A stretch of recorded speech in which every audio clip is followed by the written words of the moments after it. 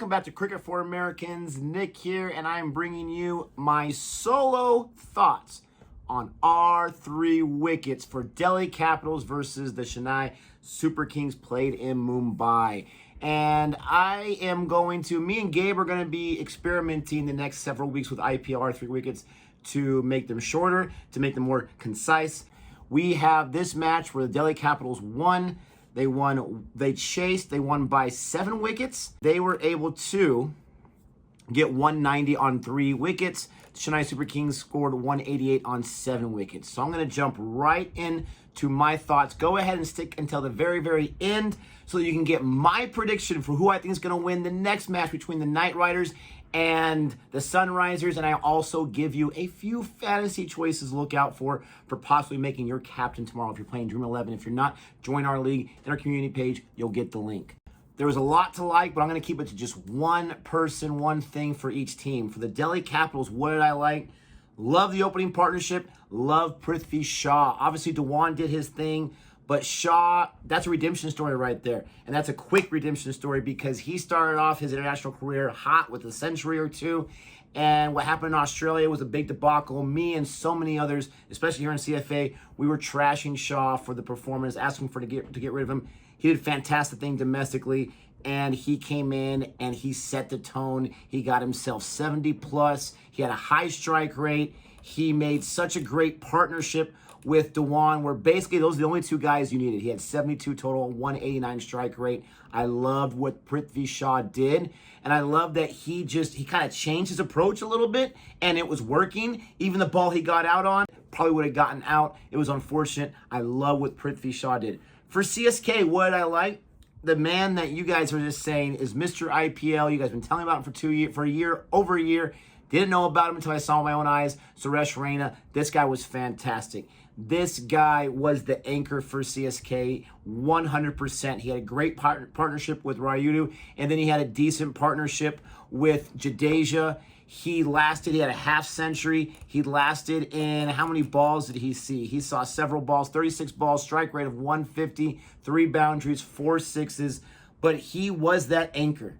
And he was calm. He was confident. He hasn't played IPL in over 2 years, right? Because 2020 got pushed back to September. Over 2 years, he played some domestic, but other than that, it's been a long time, and he did not skip a beat. He did everything he could to score a big score for CSK, especially when they started off slow by losing the first 2 guys and only getting 5 runs off that. He was fantastic. What did I dislike from the Delhi Capitals? It's going to be bowlers for both sides. Sorry. You know how I am. I love the batting, but I also love bowling. Ashwin had a very difficult time today. He gave up 47 runs. A few more if you want to count those extras, right, that don't go to his total. He had 1 wicket, He had 1 wicket, and that was a big wicket, absolutely. But 47 runs he gave up, and he spread those out between the overs. 9, 10, 10. And then, what was it? Like the big one, 18, the 3 sixes. Did get that wicket, that over. And the biggest reason why I did not like what happened with him, what his performance was here, he didn't seem like he was comfortable. Ozjob mentioned that his lengths were all over the place. He was trying different things, trying different approaches. But the biggest thing is the Delhi Capitals would secure a low score, and then he would bowl. So, for example, his first time he bowled, I think he gave up 9 or 10. The next guy gave up 3. And then 9 or 10. The next guy gave up 6. And then 9 or 10. The 3 overs in between his 4 overs, and Pont just had him go every other, even though he wasn't looking too strong. The 3 overs combined for his every other one was 13 runs total. So the other bowlers would set the tone, and then he would just give up runs, set the tone, give up runs. And CSK, they were able to score 188. They said this was a 180 par track, but still, I feel like he just kept helping CSK get back in there, and that's not what you want from your bowling side. What I dislike from the CSK side, yes, you guys are going to say you're a CSK hater. No, I'm not. I just like to give Gabe a hard time. Truthfully, I'm not a hater of anyone, but the whole bowling attack, besides one person I'll mention later, I was not a huge fan of that. The bowling is weak right now. The bowling is struggling, and I get it. There's some guys that aren't healthy, or some guys that aren't ready, or whatever the situation is, but their bowling attack was not very strong. It did not help him out. Shahar, economy rate 9. Sam Kerr in 2 overs, economy rate 12. The Kerr does what the Kerr does. He gave up 50. He got pumped. He got destroyed but he got his 2 wickets. That's what you give and take with Shardul Thakur. You're going to give up some runs, he's going to get some wickets. But he gave up 53 in under 4 overs. Jadeja, economy rate of 8.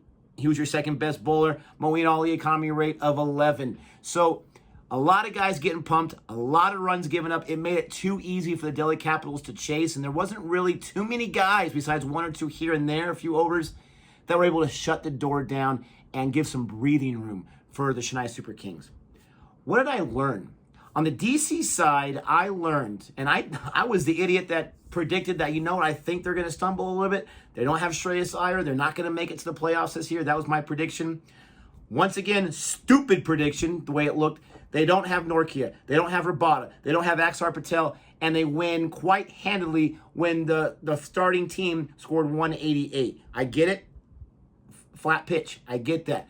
But they still chased 188 with ease on that last game-winning boundary by Pont. DC is good. DC is stacked. DC did not skip a beat after losing the finals last year. They're coming back just as strong. Ricky Ponting's got this team ready to go. But don't be fooled. I know you guys are going to say, oh, you just love Chris Wokes. I do. Don't be fooled. He was a difference maker in this match, because typically you would not have Chris Wokes in there. Not when those big boys are coming back. You are not going to have Chris Wokes in there. You shouldn't. He was a difference maker. 3 overs. They even give him 4 for some reason. 18 runs is all he gave up. He had the second lowest economy rate behind Avesh Khan. This guy was a monster. He got 2 wickets, including the very last ball to get Sam Curran out of there, which really didn't do much for the match, but it helped my fantasy squad, so thank you very much. Don't forget, Chris Wokes is a difference maker. You want him on that wall. You need him on that wall. What did I learn from the CSK side? These guys, these bowlers are struggling. You got to keep Bravo in there. I don't care that he's a little older. I don't care that his bat has lost, some velocity to his swing or whatever the situation is. You need him in that squad. He's still that champion, like Gabe likes to mention.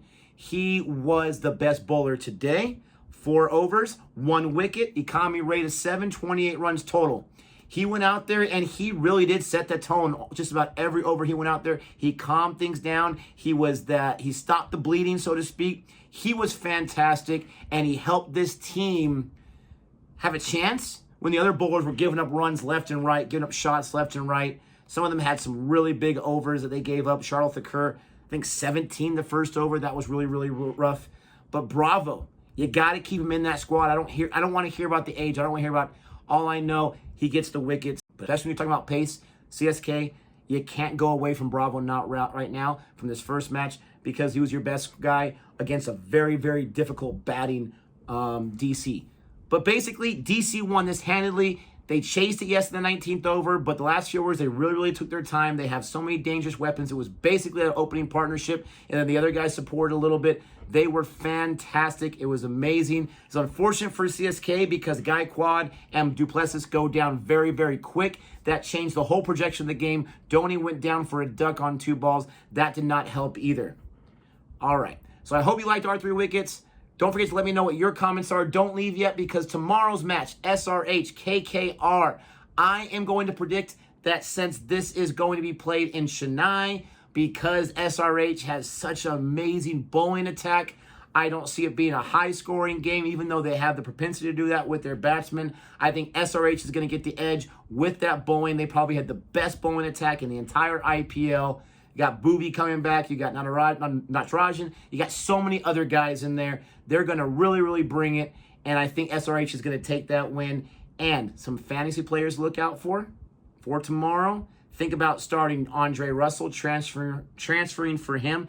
And think about Hassan, Shakib Al-Hassan. Think about those 2 guys. All-rounders. I think they're going to be able to bowl. They're going to be able to bat. I think they're going to be high enough in the lineup where even if the openers do a great job, they'll still get in there. Those are my 2 hot picks for fantasy. Let me know what your thoughts are. Let me know what your hot picks are. Let me know how you think I did with this quicker R3 wickets. Thank you so much for always tuning in. We'll come back with a live stream very, very soon in this IPL season. But with all that being said, until next time, adios.